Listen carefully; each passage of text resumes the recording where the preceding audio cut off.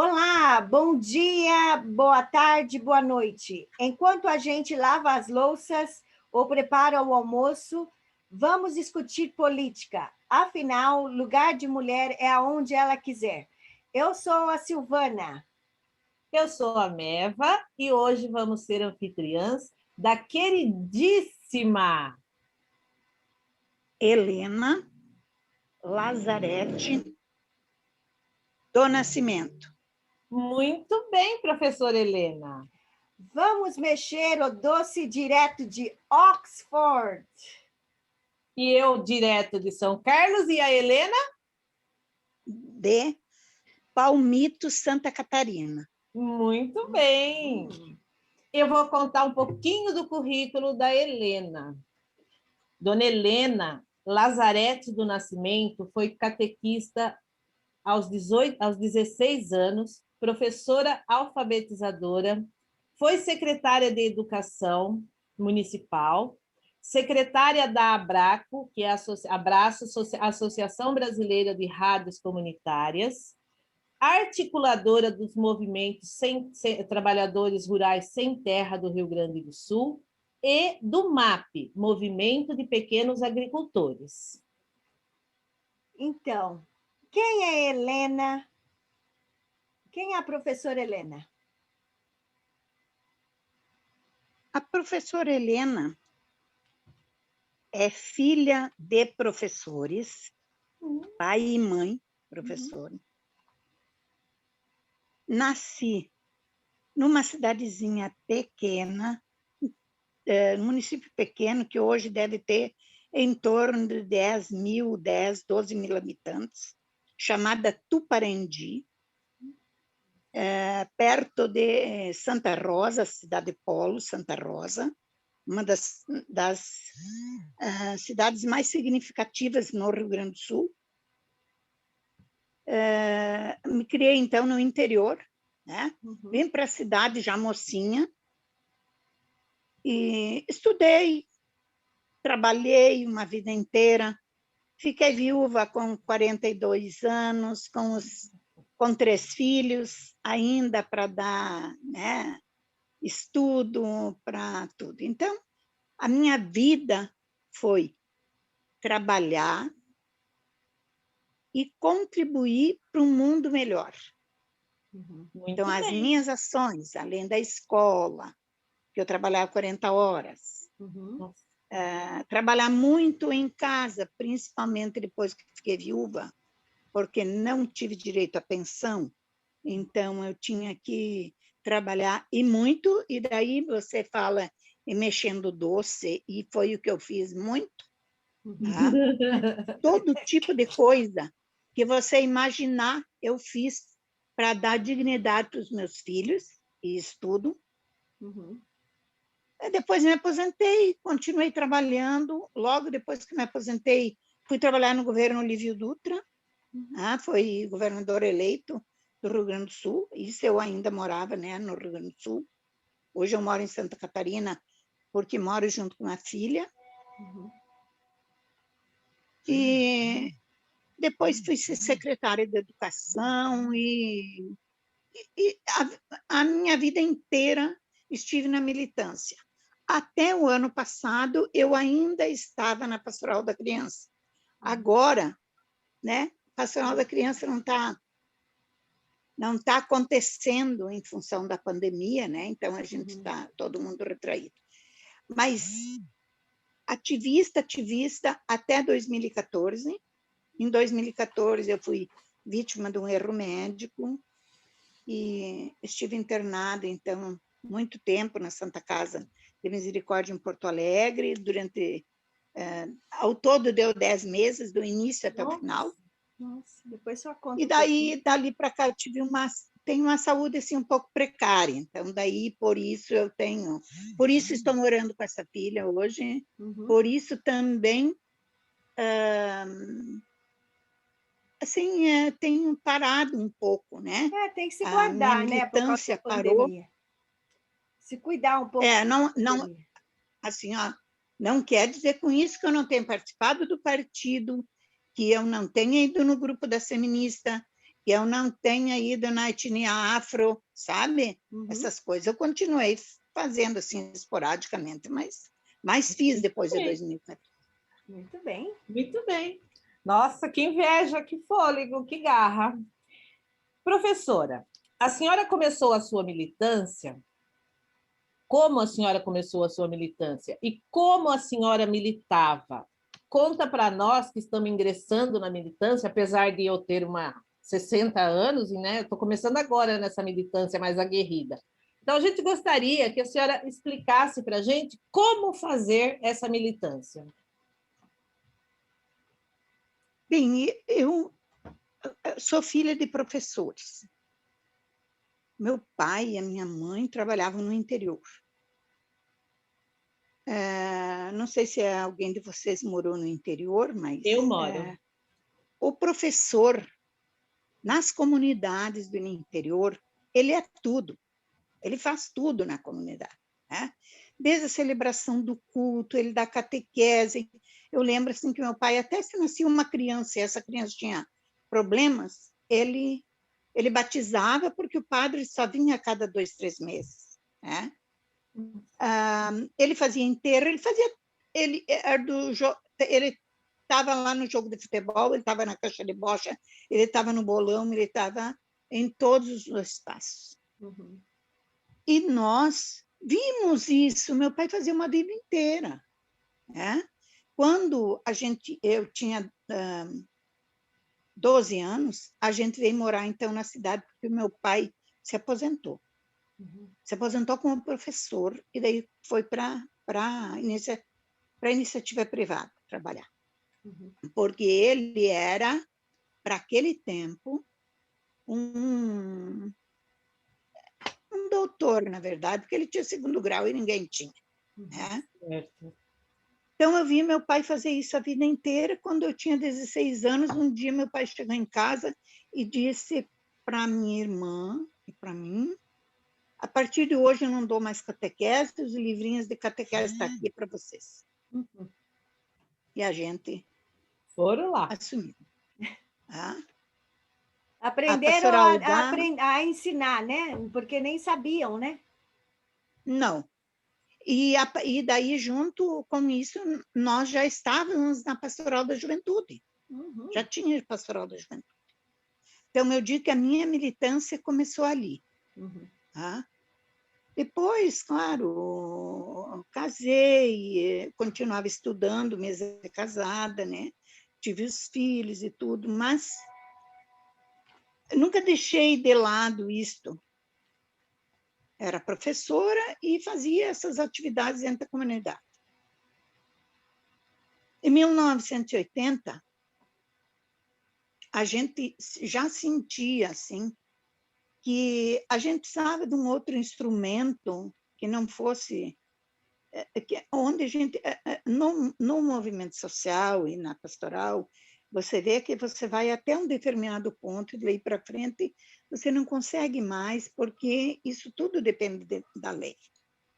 Então, foi criado o Partido dos Trabalhadores, e se vocês olharem a foto da criação do Partido dos Trabalhadores, tem um senhor lá, com um bigode muito grande, chamado Olívio Dutra. Eu conheço ele, quer dizer, da internet, né? Ele foi governador do Rio Grande do Sul, mas eu conheço ele há muito tempo, em função da família, porque eu morei... A família do meu marido era de São Luís Gonzaga, e a família dele é de lá. E por ele, por Ronaldo Zucchi, que também foi deputado federal do Partido dos Trabalhadores, foi deputado estadual também, que a gente se criou e viveu a vida inteira junto. Iniciamos, então, o Partido dos Trabalhadores. Aí no Rio Grande do Sul. No Rio Grande do Sul. E como que foi que a senhora... desculpa. Como? Não, pode continuar. Bem, nós iniciamos, então, o partido, mas até ali a gente já tinha todo um histórico de pastorais. Aí iniciamos o Partido dos Trabalhadores. Para vocês terem uma ideia, em 88 eu fui candidata a vereadora pelo Partido dos Trabalhadores em Santa Rosa. O PP tinha 8 anos de vida e eu já era candidata a vereadora. Tempos muito E difíceis. como que é trabalhar assim em comunidades, né, de base, né? Foi mais ou menos uma comunidade de base que foi criada ou não? Não, na verdade foi criado o partido, né? Então, em 81 uma comissão provisória, né? Depois em 83, então o diretório municipal, conforme é até hoje, né? E eu fiz parte da primeira comissão provisória do Partido dos Trabalhadores de Santa Rosa. Certo. Né? E pela militância que a gente tinha na pastoral. Na pastoral, começou lá, né? Na pastoral. Eu digo que eu sou PT igrejeira. Tá? PT o quê? Eu vim igrejeira. Igrejeira. Igrejeira, porque vim da igreja. Certo. Sim. Tá? Ali a gente já tinha teologia da libertação, né? Eu conheci os, assim, ó, Leonardo Boff, antes dele ser famoso. Como Hoje foi que a senhora vejo conheceu ele? live. Como que a senhora conheceu ele? Através da teologia da libertação, nos encontros que a gente tinha das pastorais, né? Na diocese, na Regional Sul 3, nos encontros de SEBs, né? A teologia da libertação, teologia, você sabe o que é. E libertação por quê? Porque ela construía essa libertação através, né, da igreja. Então, nós militares, nós tínhamos pastoral de vila, onde cada mês a gente se encontrava numa vila, as outras todas vinham, se fazia um encontro de um dia todo, onde se discutia todos os problemas das vilas, como fazer, de que forma. Se levantava o problema, tá? Como nós vamos fazer para resolver o problema, os caminhos que nós precisávamos trilhar para ir até lá, né? Para chegar ao nosso objetivo. Nós tínhamos a Comissão Pastoral da Terra, né? Que é a CPT, a Pastoral Operária, a Pastoral Sindical. Então foi separado por temas, né? Separado por temas. Separada por tema, exato. A pastoral de vilas, o que era? Era a organização das vilas. Hoje, se você for ver lá, todas aquelas vilas ou bairros não tinham organização nenhuma. Através dessa pastoral de vilas, hoje você vê que cada um daqueles bairros tem a sua sede, né, para reuniões, para encontros, para o que lá a comunidade decidir. Buscou-se resolver os problemas de cada uma, né, onde não tinha água, onde não tinha luz, onde não tinha ainda organização. Era uma das vilas era uma invasão, né? Não tinha água, não tinha luz e não tinha organização nenhuma assim de terrenos, de áreas, nada. Então, desde isso aí, a gente buscou. No início, a gente fazia as nossas celebrações embaixo de um pé de amora, não sei se vocês conhecem a amora. Sim. Embaixo de um pé de amora. Lá nós celebrávamos os cultos, nós dávamos a catequese, nós fazíamos todo o trabalho da comunidade ali. Ai, que Porque lindo. Jesus nunca entrou no templo para pregar. Ele veio da pobreza, né? Nasceu sem pertinha, nem quando nada. Ele só foi para o templo quando? Quando é que ele entrou no templo? Ele entrou no templo para ir lá e dizer que eles estavam fazendo errado, né? Que eles estavam vendendo a fé. Dentro lá. Né? Ele sempre pregou aonde o povo estava. Foi lá no Horto das Oliveiras, foi no mar, foi lá no poço, Uhum. Nos espaços onde o povo estava, ele estava junto. Verdade. Ele nunca entrou para dentro de uma igreja bonita, cheia de... Né? Eu acho Não. que a gente tem que voltar para essa base, né? Reconhecer que as pessoas que mais precisam estão ali e renovar essas pastorais, esses encontros, essas comunidades, para tentar juntos resolver os problemas do bairro, da cidade, da favela, né?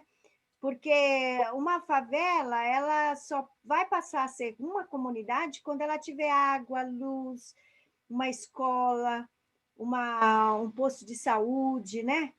Isso que tem que ter. Agora, Exato, mas é assim, ó, sem querer te cortar, uma dessas vilas que era chamada de Bomba. Bomba por quê? No tempo da ferroviária, da rede ferroviária federal, nesse lugar tinha uma fonte e ali tinha uma bomba que empurrava água para a vila dos ferroviários.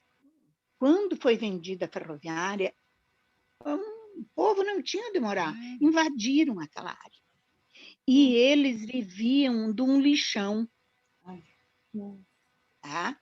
Então, desde esse processo, fazer a discussão com eles de que aquele lixão só fazia mal e não fazia bem, é foi tóxico, bem né? difícil, porque daquele lixão eles juntavam o iogurte que era largado lá, que estava vencido, o tomate que estava estragado, a cebola, sabe? Tudo dali eles tiravam. Que triste, eles não né? tinham água e não tinham luz. As casas eram, bem, como você sabe que é as favelas, um pouco de papelão, um pouco de brasilite, um pouco de telha, um pouco de tábua, um pouco de tudo, e era construída as casas e uma em cima da outra, né? Sem espaço para nada. Então, qual é o primeiro passo? O primeiro passo é buscar água, porque da luz você tem, mas a água não. Não tinha uma água tratada. E as crianças estavam ali, todas elas se contaminando. Além da contaminação do lixão, eles não tinham água. Então, buscar primeiro a torneira pública. E ali fomos construindo, assim, ó. Aí fazia a discussão do lixão, de que não era bom, que o churume contaminava, né? Era a contaminação, era o que prejudicava a E saúde. também não existia nem o reciclável, né? Não, acho que as pessoas não tinham consciência, né? Não tinha. Não tinha reciclável, não tinha. Foi nessa mesma época que a senhora conheceu o Frei Beto e o Dom Pedro? Foi mais ou menos nessa época. Que quando começou a Teologia da Libertação, nós tínhamos na Diocese de Santo Ângelo um grupo, o nosso bispo era para frente, como dizer, né? Tá? E ele, além de participar, ele incentivava, né? Preciso achar um padre desse para mim ir, porque aqui é muito conservador. Não é fácil. Eu acho que eu acho não, eu tenho certeza que teve no Brasil, nós regredimos, se nós for pensar em termos de pastoral. Nós regredimos. A Igreja Católica ela vai ter que tomar uma decisão de que lado ela está, né? Ou se ela está do lado do pobre ou do lado do rico. Porque o pobre que precisa da igreja, né? Não é o rico. E daí porque a gente perdeu tanto, né? Eu acho que perderam-se tantos católicos para a disseminação que está aí hoje, né? Das neopentecostais. E é uma pena, né? Porque eles entram nas casas das pessoas falando mentira, infelizmente, né? Eu acho que se eles chegassem a falar uma verdade, tudo bem. Agora, chegar, pedir para católico quebrar os santos também, eu acho que isso é incorreto. Se a pessoa quer mudar de crença, é uma coisa, né? Agora, partir de um ponto que a pessoa tem que, além de mudar de religião, ela tem que quebrar os santos, eu acho que aí já é um pouco mais, eu acho que é violento demais, porque a gente, por mais que você vá para uma outra religião, você tem que respeitar a religião do outro, né? E a religião que essa pessoa esteve durante muitos anos. Não é justo isso por causa da experiência que ela teve, né? Com certeza. E o que mais assim me deixa estarrecida é essa pregação que eles têm de ódio, Nossa, né? Do verdade. ódio, que isto nunca foi Lembro de disso. Eu sempre Jesus. participei de igreja, eu nunca vi esse ódio dos católicos contra os Não, evangélicos. capaz. E tem uma outra coisa que hoje, inclusive, eu conversava isso num outro grupo. Uhum.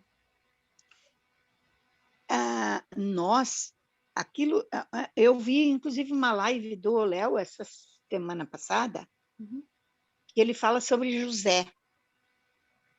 E ele disse que ele teve 3 meses fazendo a pesquisa para escrever esse livro sobre São José. O Léo é o Leonardo, tá? O Leonardo Boff. Certo. Sim. Ah, Sim! Que intimidades! ele Linda!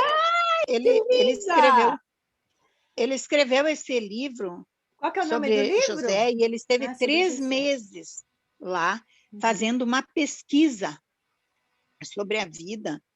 E daí ele falou sobre todos os registros que tem, tudo que tem escrito sobre o Novo Testamento, os últimos profetas antes de Jesus, né? E o Antigo Testamento, a gente sabe que a gente não duvida do que está escrito ali, mas a gente sabe que a linguagem foi para aquele tempo e para aquela época, contexto, né? E para aquele povo, para aquele contexto histórico, né? Diferente do Novo Testamento. O Novo Testamento tem lá registros. Jesus é amor, né? Jesus é carinho, é proteção, é cuidado, né?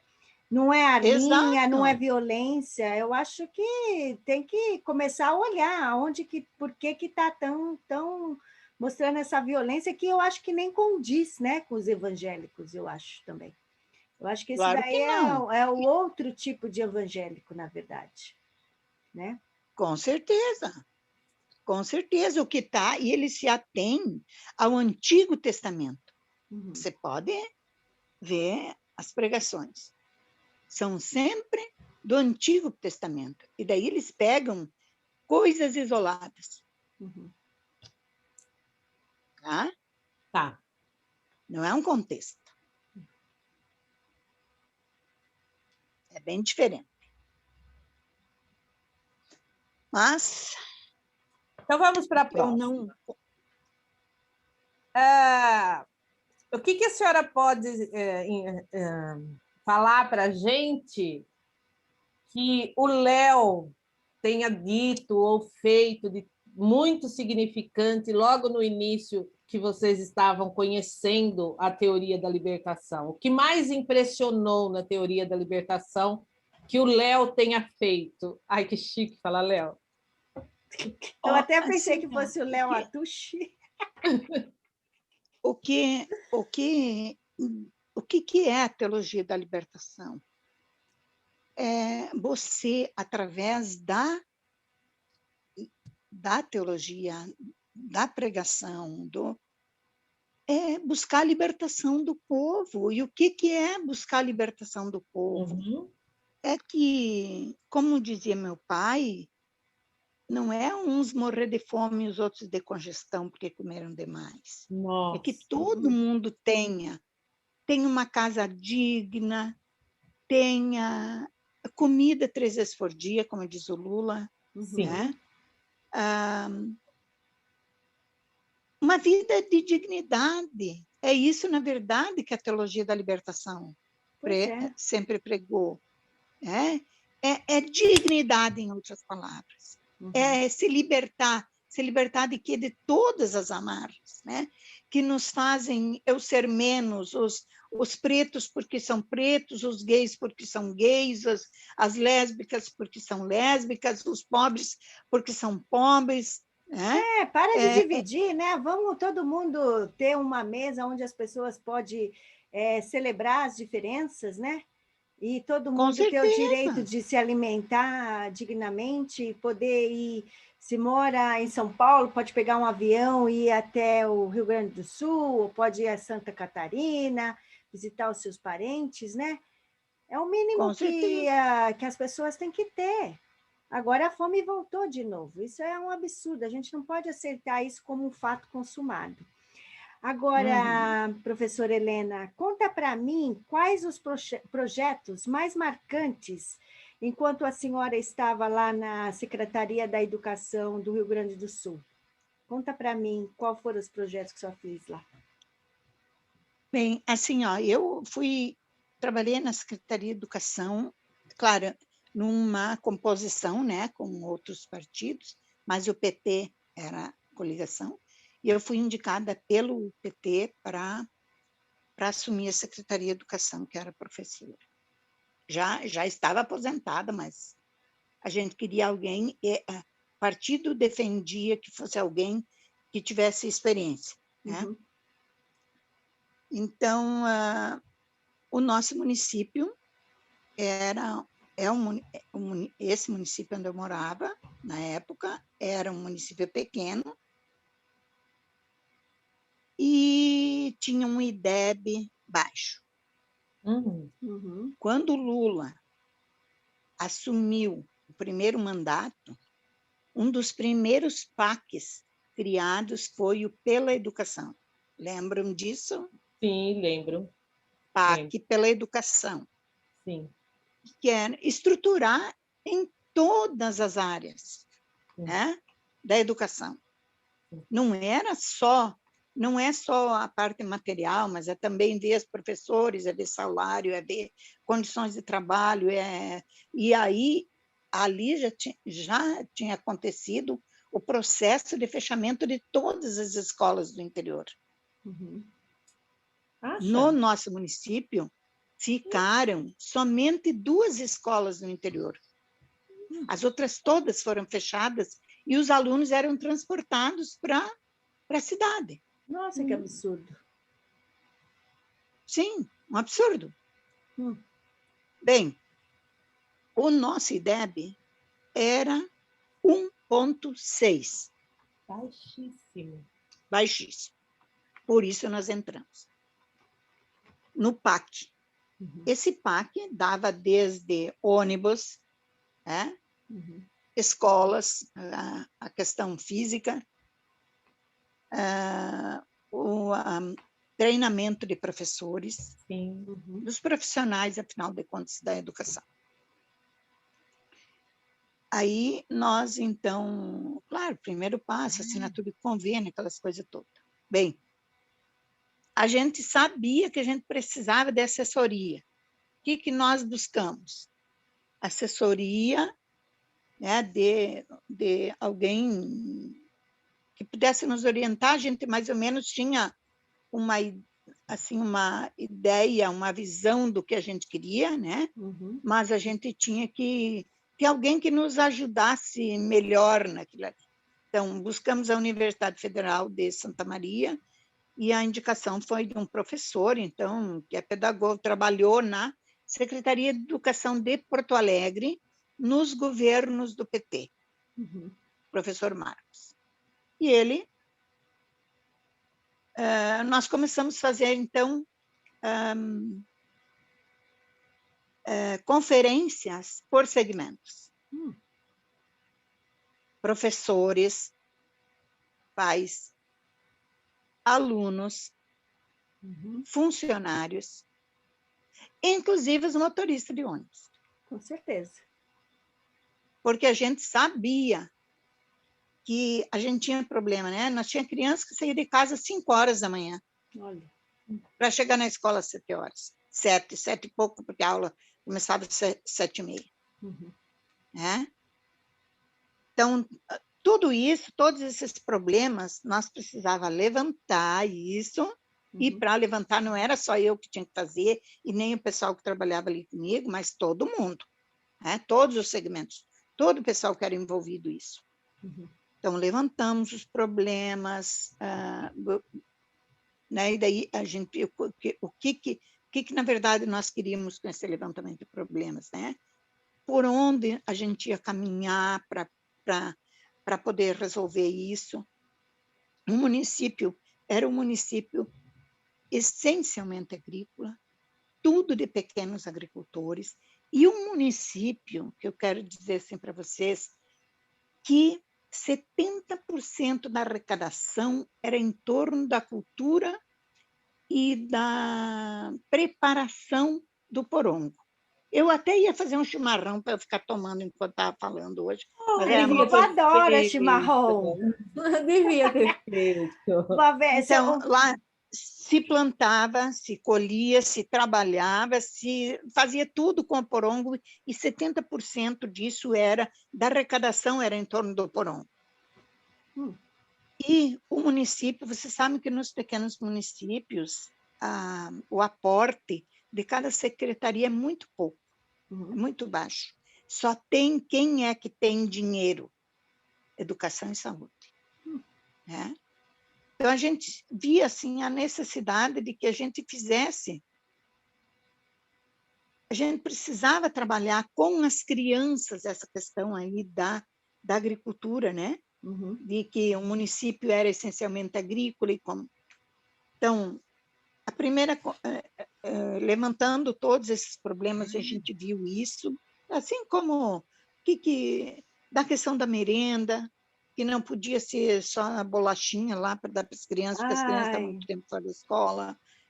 Os professores, quais eram as necessidades, né? Os pais, o que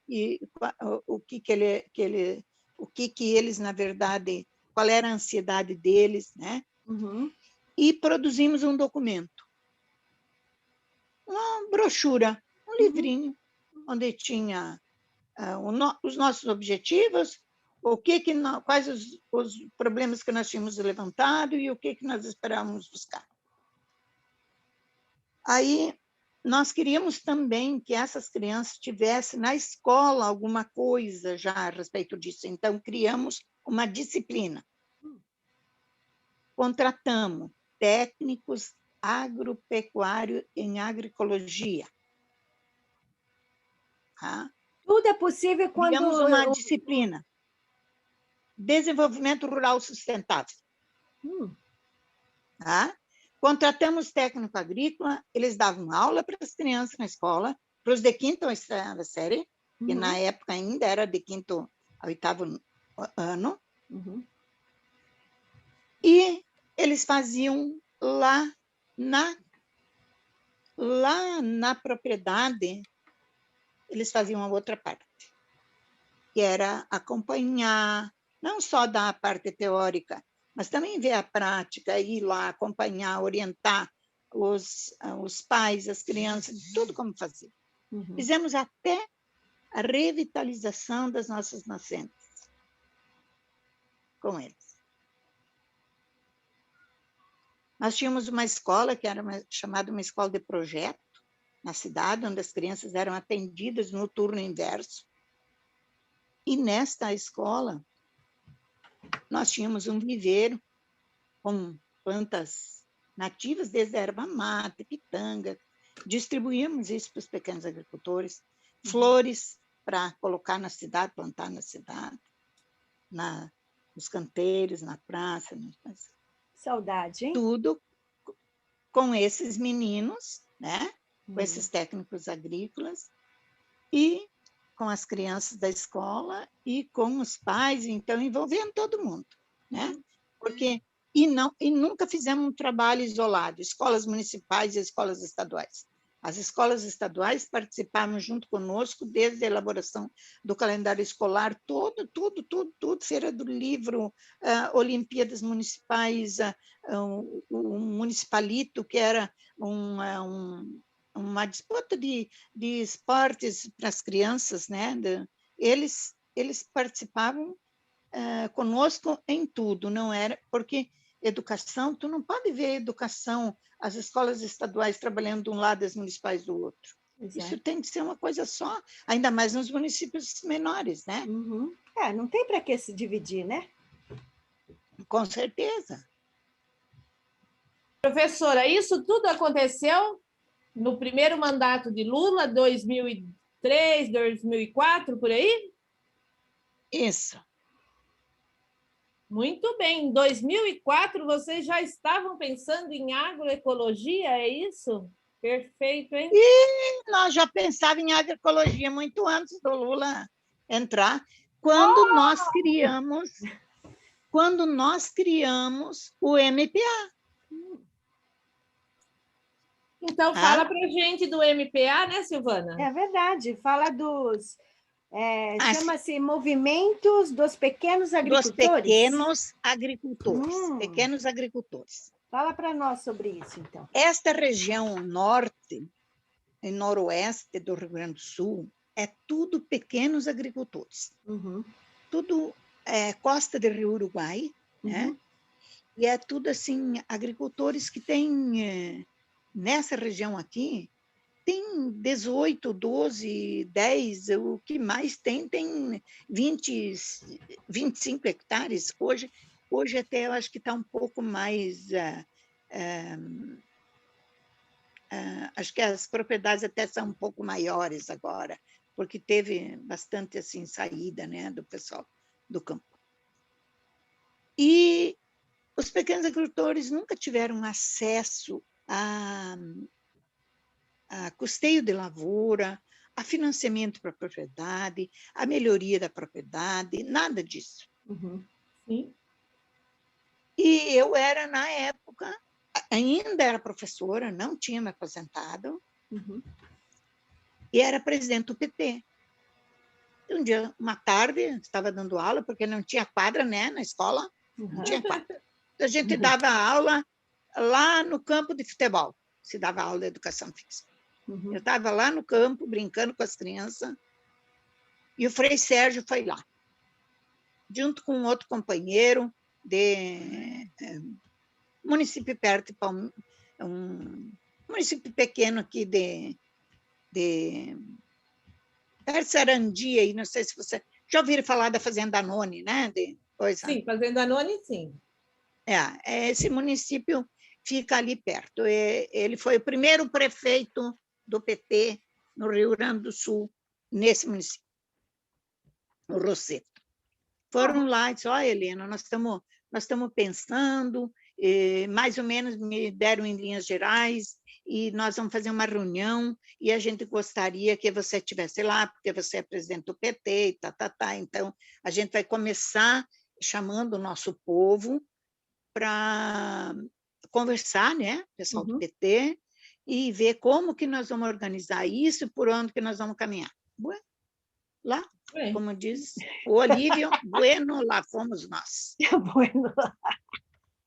Ai, meu Deus. E, então, apesar de não tem nada, né, de, assim, é professora, não tinha ligação nenhuma com a... Fui e voltei para casa com a incumbência, junto com outros companheiros, de organizar o MPA no nosso município. Que massa! O que era essa organização? Assim, o MPA tinha desde o aval solidário. Eram grupos de, no máximo, 10 agricultores. Eles, mais ou menos, se agrupavam por região onde moravam, né, de comunidade. Dividiam a comunidade, olha, vocês que são de lá, então fazem um grupo lá, né? Eu vou citar uma comunidade, Pão de Açúcar. O pessoal do lado de cá se reúne, o pessoal do lado de lá, o outro lado, e era no máximo 10 famílias. Esse aval solidário era todo mundo, era avalista de todo mundo. Se alguém não pagasse, tinha que todo mundo ajudar a pagar. Tá? Então, era um compromisso muito forte. O que nós queríamos com o MPA? Nós queríamos o reconhecimento de algumas culturas, por exemplo, Porongo não era reconhecido, não tinha custeio, não tinha financiamento. Nós queríamos que fosse financiado para os pequenos agricultores, não só para os grandes e para os médios, mas para os pequenos, que tivesse investimento na propriedade. Então, nós conseguimos assim, 5 mil de investimento, que eles podiam usar para compra de uma carroça, de um motor lá para trilhadeira, né? Porque aqui não tinha, nessa região não tem ceifadeiras, eram tudo pequenos agricultores, não tem porquê. Então, a colheita era mais ou menos que manual e a trilhadeira, o batedor de feijão, né? Que se planta muito feijão aí nessa região. Então, isso, esse dinheiro para o investimento, o custeio da lavoura, e também nós conseguimos a construção de casas. Nossa, que maravilha! Para os agricultores. Quem não tinha casa, a maioria não tinha uma casa decente. Tá? Não tinha banheiro, não tinha água. Então, tudo isso foi construída uma casa assim, de alvenaria, com 2 quartos, banheiro, sala, cozinha, uma areazinha de serviço, para todos aqueles que não tinham casa. Que maravilha! Eles pagavam, o pagamento era feito na safra, né? Mas era um pagamento assim, foi mais ou menos que irrisório. Acessível, né? Agora, professora Helena, entre os dias 20 e 25 de janeiro de 1984, em meio à efervescência de levantes sindicais, o declínio do regime militar e a fundação do Partido dos Trabalhadores e da Central Única dos Trabalhadores, a CUT, esse encontro deu origem ao movimento dos trabalhadores e trabalhadores rurais sem terra, o MST. A distribuição de alimentos saudáveis em todo o país são ações do MST que até ajudaram a greve aí dos caminhoneiros, né? E foi ajudando eles durante essa Covid-19. Não só os caminhoneiros, mas outras pessoas que só podem me informar melhor. A pergunta é... Sim, agora durante a pandemia. A pergunta é, a senhora participou da fundação do MST? Olha, na verdade, eu não posso dizer assim que eu participei porque o MST nasceu aqui, né? Nessa região norte aí do Rio Grande do Sul, quando teve a invasão da Fazenda Anone, né? Quando eles já tinham feito esse processo, a fazenda já tinha, o pessoal estava tudo acampado lá, é que nós começamos, então, a fazer o quê? Ajudar. Toda semana, uma paróquia era encarregada de arrecadar, principalmente comida. Se eles pediam alguma outra coisa, além de comida, também era feito, assim, em época de inverno, se levava roupa de inverno, cobertores e coisa assim, mas era basicamente comida. E cada semana, esta paróquia vinha ali, na Fazenda Anone, trazer para os assentados. Para os assentados, não, para os acampados. Porque eu não sei se vocês têm ideia do que é morar embaixo de uma lona, né? De uma lona preta. Nossa. E teve gente que morou 6, 7, 8 anos embaixo da lona preta. É como se estiver num relento. Então, se fazia isso. É como se estivesse num relento, né? Porque vem o sol, vem a chuva, vem o vento, vem os animais, os insetos. Eu nem consigo imaginar, deve ser horrível mesmo. É horrível. Tem que ter resistência, né? Horrível. E daí, depois, então, quando eu já... Isso ainda, da Fazenda Anone, eu ainda morava em Santa Rosa. Em 89, o meu esposo era vendedor de medicamento e fazia a região dele, era a região oeste de Santa Catarina e oeste do Paraná. Uhum. E ele ficava muito tempo fora de casa e os filhos foram crescendo e a gente sentia assim a necessidade de estar, ele ficava muito tempo fora de casa e eu ficava sozinha. Uhum. Então eu era professora do estado, não queria largar, né? Como de fato não larguei, então a gente veio morar em Iraí, onde era divisa com Santa Catarina. Uhum. Então ele podia ir e voltar. Ele ia na segunda e voltava na sexta para casa, né? Isso é legal. As Aí, crianças precisam do pai, né, também, né? Fica mais próximo. e daí a gente ali então que eu comecei efetivamente assim, ó. Lá eu vim de Santa Rosa e o PT era organizado. Eu cheguei aqui, não tinha nem comissão provisória. Então vamos começar. Começou Primeira tudo de coisa, novo. organização da comissão provisória, tá? Uhum. Aí depois o diretório municipal, aí começar a participar das eleições e isto e daí a nossa regional era Palmeira das Missões, regional do partido. Então, começar a ajudar nos municípios todos onde não tinha PT organizado, a coordenação regional ia. Uhum. E a Helena estava lá. Que Ó, eu vou linda. dizer uma coisa para vocês, assim, eu digo isso com um certo orgulho, E é mesmo, de ter Tem que orgulho. ter, e né? também, por um outro lado, eu penso assim, puta merda, tu era metida, né? Ah, tu era Eu ia para guerreira, Brasília, mulher. Mas sabe de eu uma ia para coisa? Brasília com um ônibus cheio de homens, só eu de mulher. Ah, Guerreira? guerreira. Mas sabe o que Na época acontece? das rádios comunitárias. Ah, é verdade. Preciso Ali, falar das rádios depois.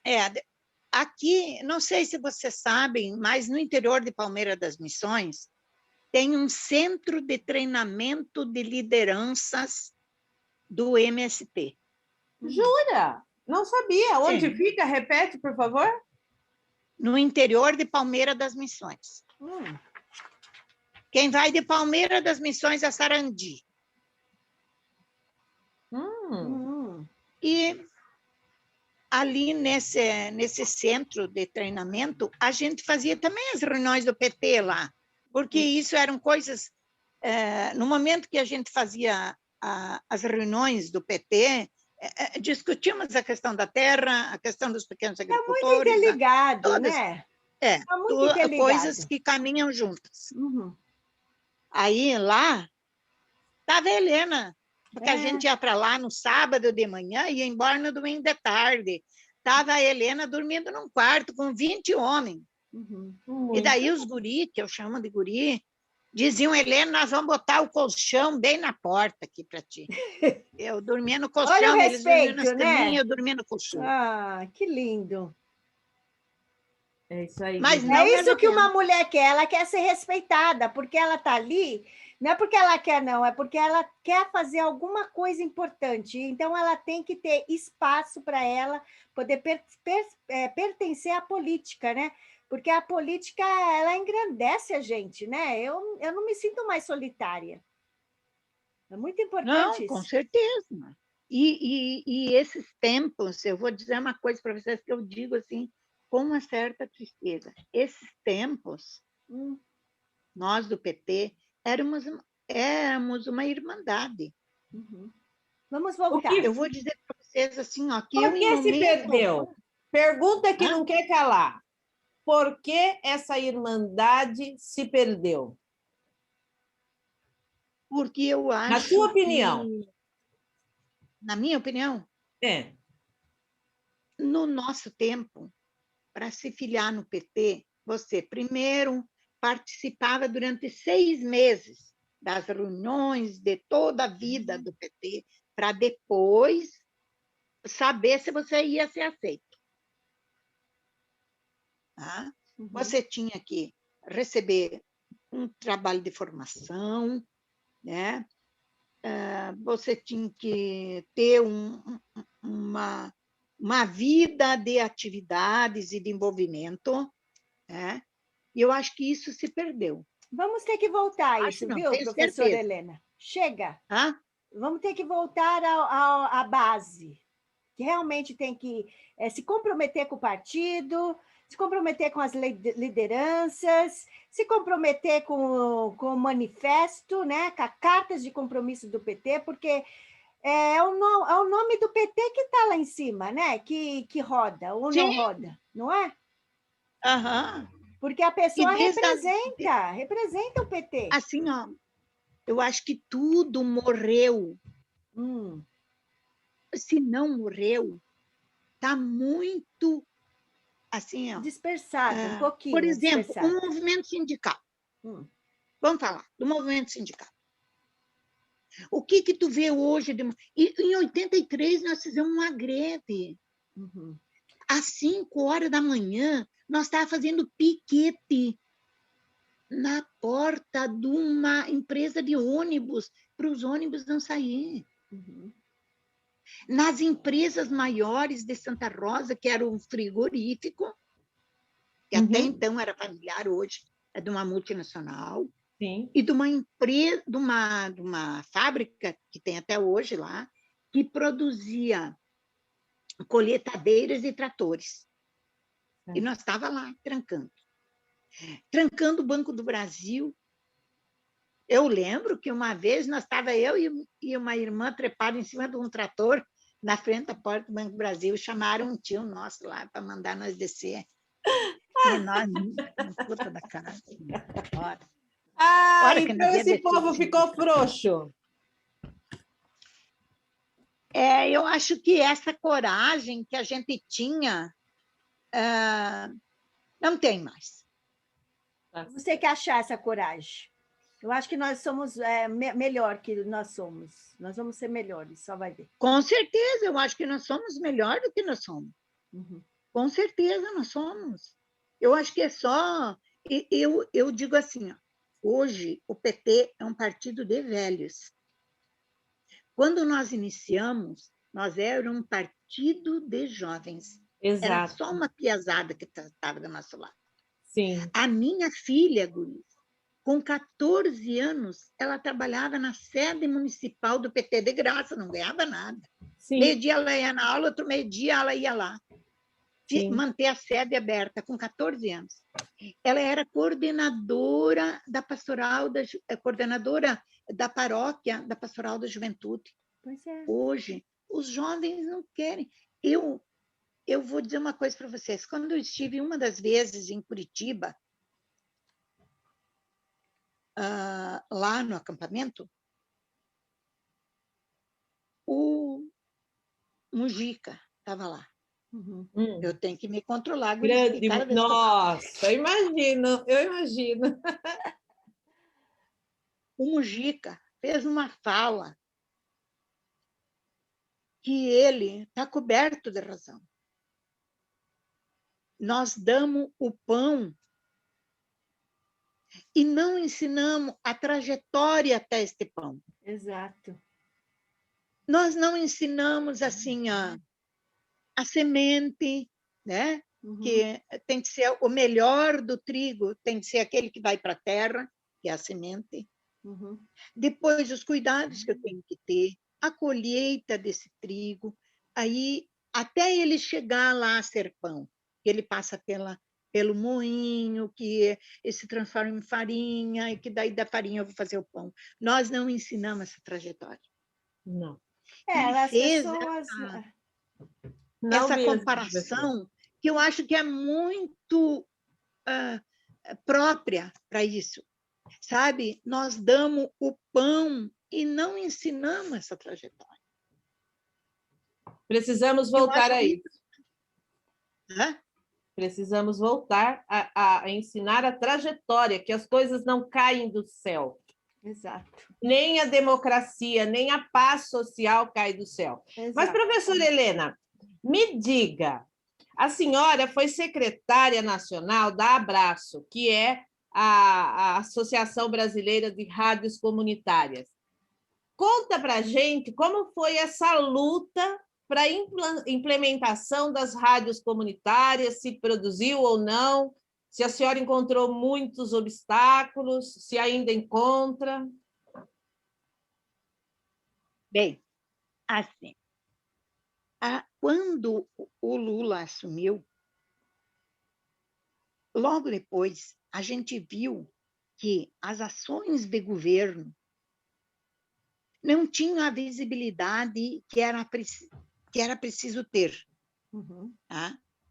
E a gente também sabia, assim como vocês sabem, que nós nunca ia ter espaço na mídia. Não temos, né?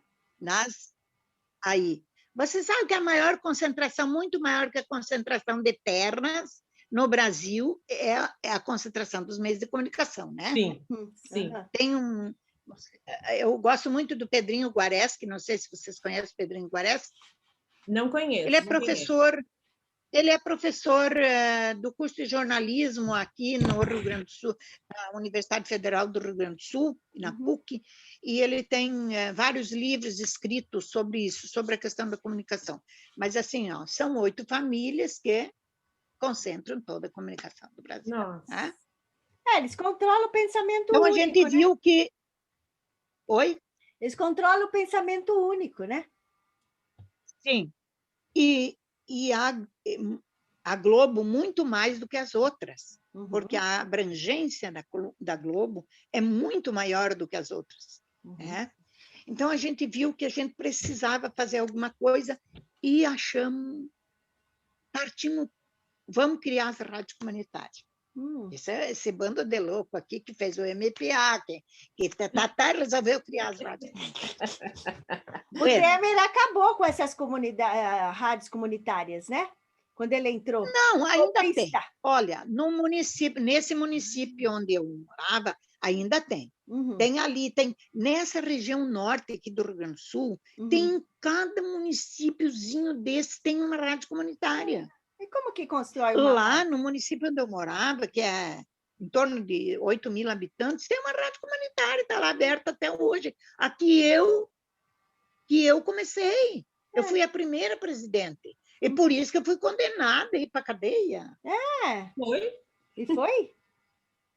Sim, porque as rádios... Como toda revolucionária tem que dar crime... uma passadinha, né, na cadeia, né? É um crime, como isso é federal, né? A outorga, quem dá é o Ministério das Comunicações. Né? Então, o crime não é ali do estadual, coisa. Então, era um crime contra a União, na verdade. E nós resolvemos, então, a criação das rádios comunitárias, que era para dar visibilidade a todos esses programas de governo que estavam se desenvolvendo, desde o MDA, né, que era o Ministério do Desenvolvimento Agrário, que comprava a comida dos pequenos agricultores, né, o alimento dos pequenos agricultores, e era para merenda escolar, era para hospitais, era para asilos, era para... Né? Para a própria pastoral da criança, nós recebíamos do MDA, através desse Mais Alimento, do programa Mais Alimento. Então, começamos a criar. Cada município desta região criou uma rádio comunitária. Tá? E por que quiseram prender a senhora? Trâmite. Como? E por que quiseram prender a senhora? Porque segundo eles, eu estava fora da lei. Porque, assim, a lei diz que o Ministério das Comunicações dizia, que depois foi mudado,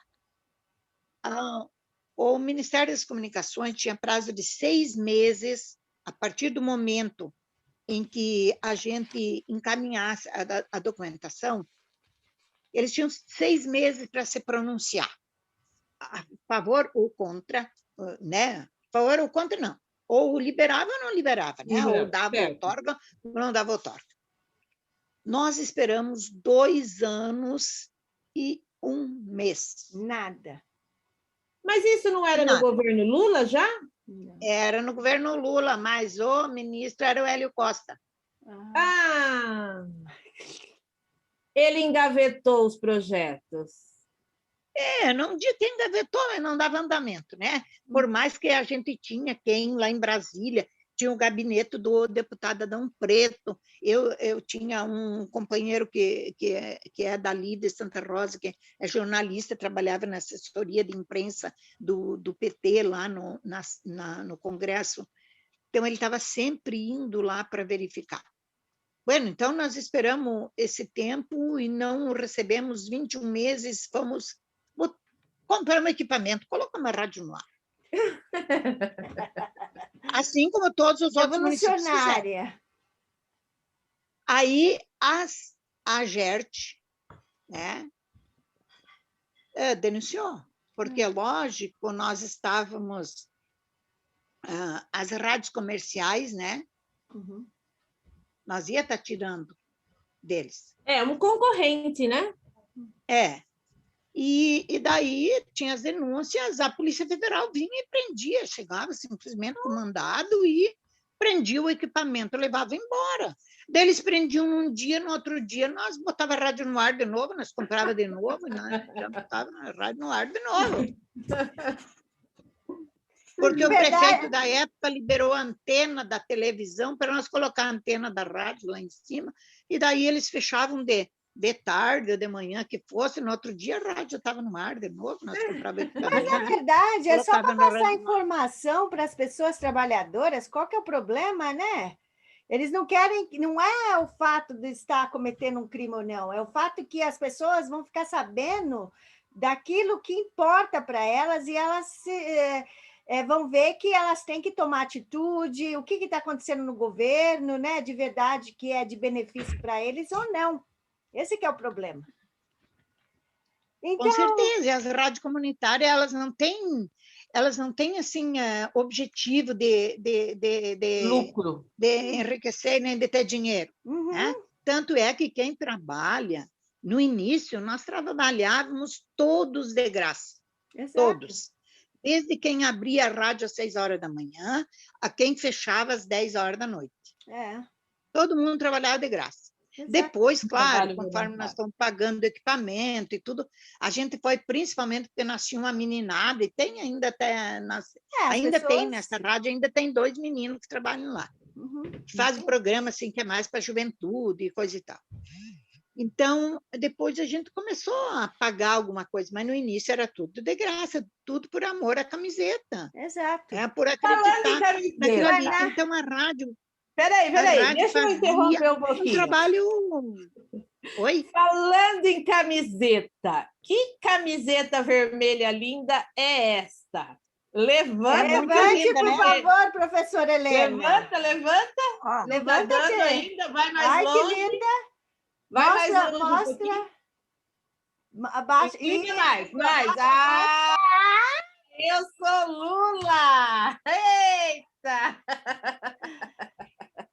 Olha, gente, aqui é tudo voluntário. Por favor, clica no inscrever, porque aí vocês ajudam todo mundo do Brasil e do mundo conhecer a professora Helena, que ajudou as pessoas e ela tem razão de estar orgulhosa por tudo que ela já fez. Então, a gente clica aí, ajuda as pessoas compartilhando também, compartilha, coloca no seu WhatsApp, no Facebook, né? Porque isso ajuda as pessoas a nos conhecerem melhor e a gente vai trazer aqui os militantes e as pessoas que queiram falar da sua experiência, da sua luta, né, professora Helena? Isso é importante. Agora, a senhora poderia me dizer o que é a pastoral da criança e como ela se liga ao PT, e porque hoje muitas pastorais estão do lado dos capitalistas? Olha, a pastoral da criança foi criada pela doutora Zilma Darnes, né? Que era irmã de, você sabe, de tem, Dom Cláudio Evaristo Arnes. Ela morreu lá no Haiti. Sim. Ela estava lá, falando da pastoral da criança quando teve terremoto, ela morreu lá, no Haiti, dentro de uma igreja. Sim. A pastoral da criança, o que a gente faz? Tem um estudo todo muito bem fundamentado, né, da importância que tem dos 2.000 dias, né, que é a primeira fase da criança. Então, nós acompanhamos a mãe desde a gestação, desde vendo a questão de vacina, se foi no médico, se está tudo certo com os exames, se tem alguma coisa, o que a gente pode ajudar, como que a gente pode contribuir, tudo isso. Isso não quer dizer que é só gente de... Eu trabalhava na vila onde eu trabalhava, era um núcleo habitacional, e era um núcleo habitacional que foi construído quando o Orlando foi prefeito. Orlando era do PT, e foram tiradas famílias que moravam em área de risco e foram levadas para esse local. São, se não me falha a memória, 85 casas. E, então, são de baixa renda, né? Não vou dizer que sejam miseráveis, mas é de baixa renda. E a gente atende, então, a mãe desde o início da gestação, e daí depois, né, nasce a criança, até que a criança completa 6 anos, porque 6 anos subentende-se que ela está indo para a escola, né? Sim. Então, o que a gente faz? A gente faz visita todo mês, vê como é que está, como está a criança, como é que está a família, se tem algum problema, se a gente pode contribuir. A gente já fez infinidade de coisas, de contribuição, assim, não que eu digo financeira. Moral, né? Também moral, de ajudar. Psicológica, Eu né? vou contar um fato para vocês. Tem uma avó lá, que agora as crianças já estão grandes, que o pai matou a mãe. E a avó criava essas crianças. E essas crianças não recebiam auxílio reclusão. E a avó não tinha noção. Nós fomos atrás, vamos ajudar ela a buscar esse recurso, até porque eles eram gente pobre também, né? Gente que tinham necessidades. E essa avó precisava cuidar desses 2 netos que eram pequenos. Então, esse tipo de coisa assim que a gente faz. E daí? Se faz a visita todos os meses, se faz o que nós chamamos de celebração da vida, que a gente reúne eles num espaço, lá a gente fazia na capela, né, na capela da comunidade, e a gente faz sempre